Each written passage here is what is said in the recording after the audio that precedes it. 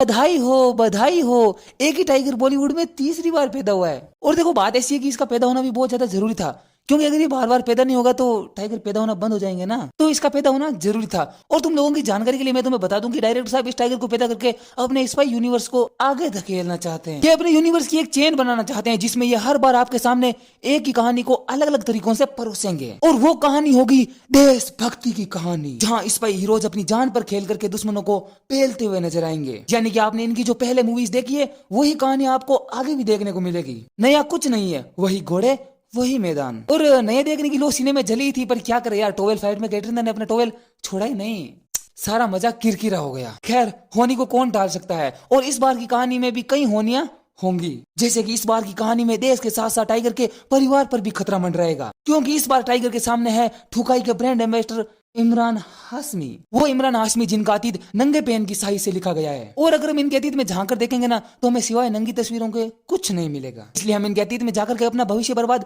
नहीं करेंगे। हम चलते हैं सीधा कैटरीना के पास, क्योंकि बात जब परिवार पे आएगी तो हमारी कैटरीना भी जंगली कैट बनकर के दुश्मनों पे झपटा मारेगी। और झपटे से मुझे याद आया कि YRF की मूवी ज्यादा चलने की सिर्फ एक ही वजह है, और वो ये है कि यहाँ पर महिलाओं को झपटा मारने का अधिकार है। पिछली बार दीपिका ने ऐसा किया और इस बार कैटरीना करेगी। अब सवाल ये उठता है कि जब कैटरीना खुद मैदान में उतर जाएगी तो भाईजान क्या करेंगे? हिलाएंगे।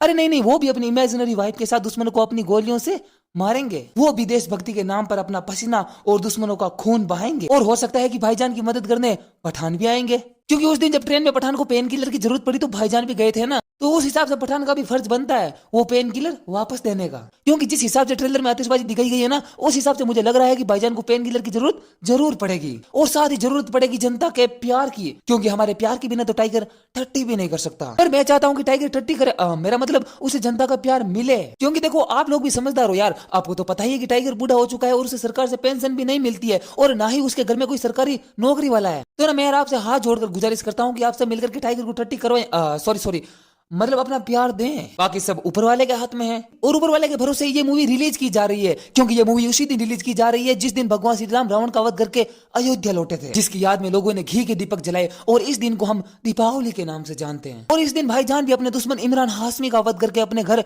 इंडिया लौटेंगे। इस दिन को भी हम बड़े चुपचाप जलते हुए दीपक बुझा करके और फूटते हुए फटाकों पर अपने पैर रख करके मनाएंगे। तो भूले ना, इस दीपावली भाईजान आ रहे हैं आपके नजदीकी सिनेमाघरों में। और हाँ, जाते जाते एक बात और सुन लो, इस मूवी में दो चीजें आपको सबसे अलग देखने को मिलेगी जो आज से पहले आपने कभी नहीं देखी। नंबर 1, आप पहली बार किसी टाइगर को घोड़े की सवारी करते हुए देखोगे। नंबर 2, आपको इसमें सबसे यूनिक डायलॉग सुनने को मिलेंगे, जैसे कि आतिशबाजी शुरू तुमने की थी पर इसे खत्म मैं करूंगा।